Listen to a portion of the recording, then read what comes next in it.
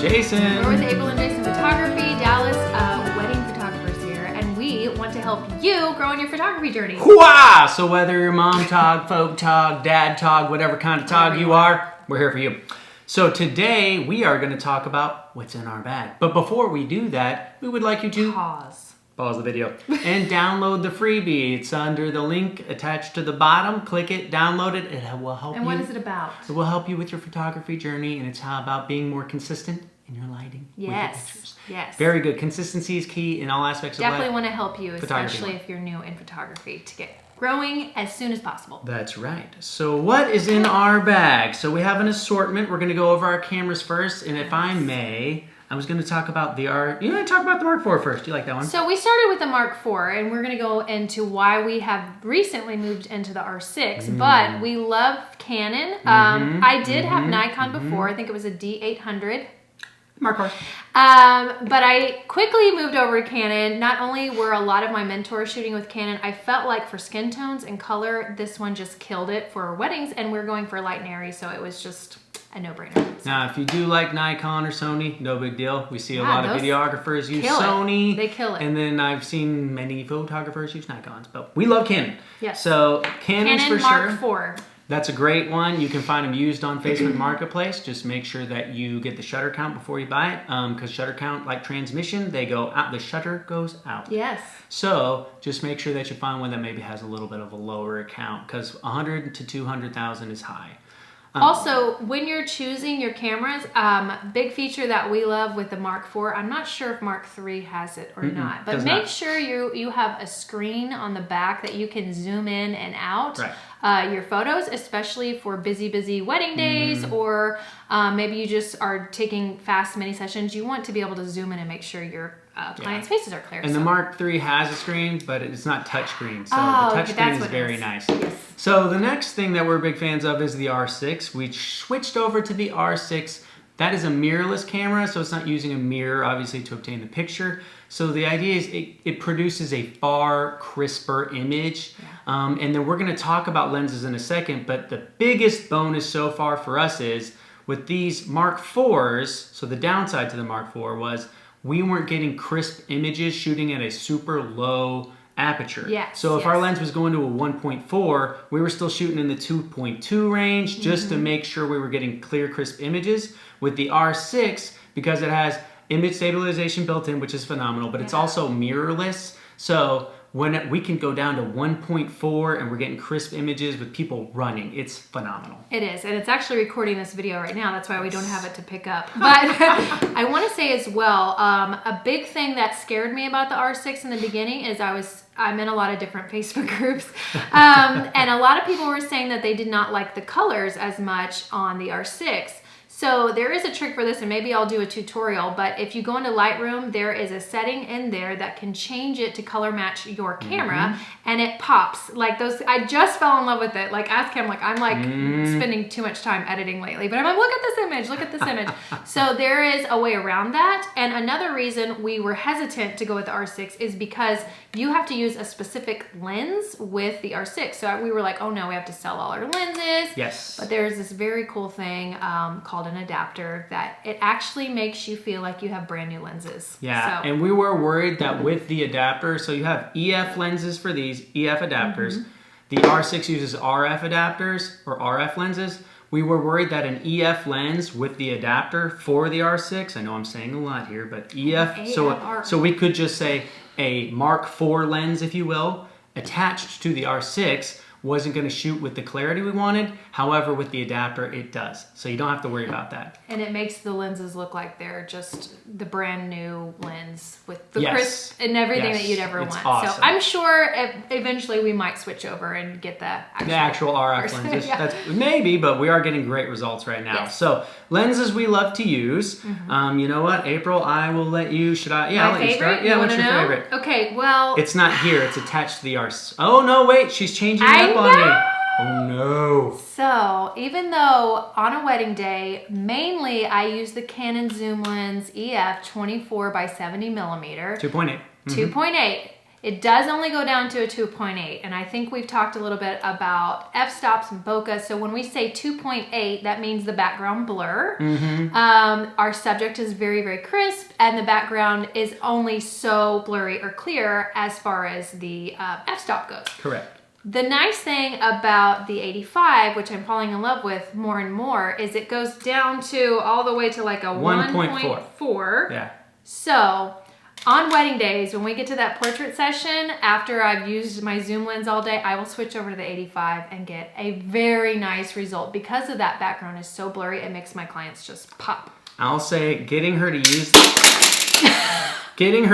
that lens was like pulling teeth, because she was so in love with the 24x70. But now that she's in it, now, you know, I got to stick with my 70x200. But we'll talk about that. So, but this lens, great, perfect for portraits. So family pictures or portrait style, if you're doing a wedding, and you're at the portrait style time, this is perfect for that, the couple, right? If you're doing a big group, not going to want to use this one. So good lens for a big group is going to be the 24x70. I can't show it to you right now because that is attached to the R6. Yeah. But it's perfect for many situations, and April will probably corroborate my opinion in that it's probably the first lens you should own.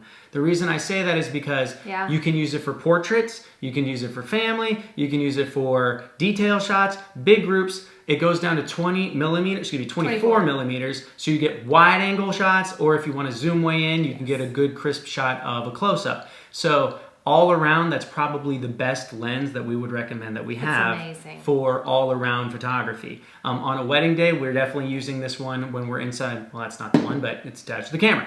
But when we're inside the groom's room, inside the groom's suite, bridal suite, family portraits, when there's the huge family of 50 members and things like that. Yes. So that's that lens. It never leaves my camera normally on the wedding days unless I feel like I can be artistic and I have time to switch over to the 85. But 24x70 was, like you said before, my ultimate lens that I would keep on my camera all day. Can't talk. So next lens is going to be this 50 millimeter. So this is both those were Canons. This is a Sigma, and Sigma, in my opinion, is the second best lens that you can buy that is not made by Canon. Yes. There is like a Tamron is one, and then Rockinon or something like that is another. Both of those are cheaper grade lenses. If you're looking for a almost comparable lens to Canon, not quite, but almost, the Sigma lens is great.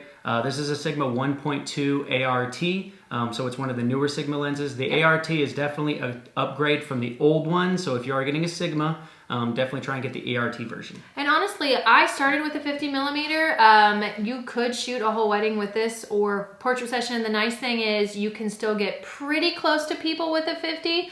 Maybe not like super close up, especially if it's like a very small getting ready room or whatever. But I will say, if you are just starting out, it is totally okay to start with a 50 because you can play around with the bokeh, which is that background blur. And because it goes down so low, you can still get some really awesome images with the 50. So since she was talking about background blur, I'll bring it up while we're talking about this big boy. Big guy. This is the 70x200. So real quick though, this has image stabilization. So does the 85 we were talking about earlier, and so does the 24x70 that's attached to the R6. Image stabilization is something you can toggle on and off on the lens. It's hiding here underneath the lens cap, but regardless, or the lens hood. But regardless, having that is a good game changer as well, especially if you're not shooting on an R6 and you're worried about clarity, because it automatically senses your movement. And so, because your camera shake, when you're holding the camera, especially a lens like this, your hands are going to be moving a little bit. So it automatically senses that and counters that a little bit to get a clearer picture. So not all lenses have that, but more expensive ones do. So I'd recommend, if you're buying a more expensive lens, try and make sure it has image stabilization.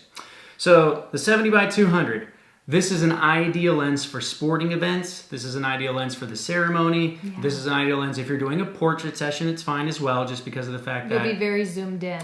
The downside of this lens is if for, I want to say customer service, but that sounds terrible. The downside of this lens is your client experience, right? If you're solely shooting with this one at a portrait session, you're like, Can you kiss her for me? And the reason you're way back, you don't have to be, but you're not going to get that blur and that bokeh unless you are zoomed all the way in. This lens is phenomenal for crisp clarity, bokeh, zoom, all the good stuff. But and that, by the way, this is a 2.8, so it's a 70 by 200, 2.8. Yeah. So, but anyways, good for all those scenarios. If I ever do a wedding and Jason cannot make it for some reason, and I still have my second shooter, I will wear 2 cameras. One is going to have the 70 by 200, and one of them is going to have a 24 by 70 during the ceremony, so that I can get really, really close up of the ring shots, and then really, really far away. You just want to have both as you're going. So it's definitely good to have 3 cameras, as many ones as possible. I will say we did have the 35 millimeter Sigma Art as well, but because this 24 by 70, we really didn't use it a lot. So we just highly recommend the 24 by 70. And if you want to experiment with the 35 millimeter, that you can as well. So now we're going to go into next in our bag? accessories. So we can do this real quick. So we recommend rechargeable flash batteries for sure. What we found is that Duracell makes the best ones. They are also like half the price of these Eneloop Pro. Eneloop Pro is made by Panasonic. It's like $60 for 12. But the Duracell ones are like $40 for 12 and they last longer. Let me hold it up a little. Oh yeah. And then we just plug this into the wall on wedding days and switch out. All day. All day. They do make battery packs that you can attach to your camera, and that'll save you because then you can put 8 batteries in your camera instead of 4. But personally, that just makes your camera heavier. It's so heavy already. And You're running around for 8 hours. Sometimes I need a break. I want to walk over and switch out the batteries. Yeah. All right, what else we got, baby girl? Flash goes along with those batteries. So same, the ones that he's talking about charging, we will put these in our flashes. That's what those batteries are. That's what the batteries are for. Correct. And then these are our flashes we use on wedding days. This is the TT560 speed light. It's a newer. Yeah, newer. I can attach I can put at the bottom our links to some of these as well, because I have an Amazon shop that has a lot of our equipment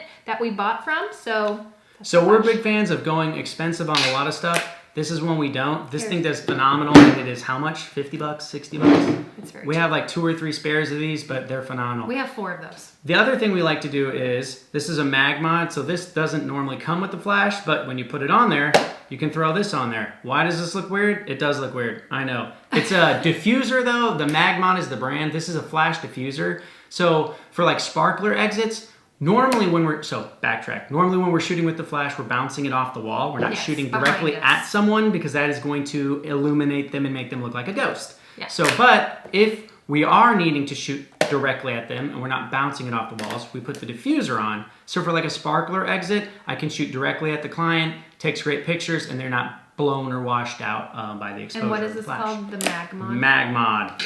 So lastly, I think, is just our SD cards. Extreme Pro. So with these are gold and these are Extreme Pros. We actually have, I don't know if they're, so this is like probably the 3rd best. They make a beginner grade, which is blue. I would never recommend that. Then they make another one, which is black, but it is just I think it's called a plus. Then they make the Pro, and then they make no, this is the plus. Extreme Pro. Sorry. Then they make, so it's like the Pro plus Extreme Pro, something like that. Regardless, the gold is the 2nd best. We own a lot of Go for gold. We own, and then also, if you're doing videography, you definitely want the black Extreme Pro. We had to learn the hard way with videos. Definitely don't go any less than that, because it's not going, you're going to be taking pictures and your camera will gum up on you. It'll say busy. You won't be able to fire your camera for a few.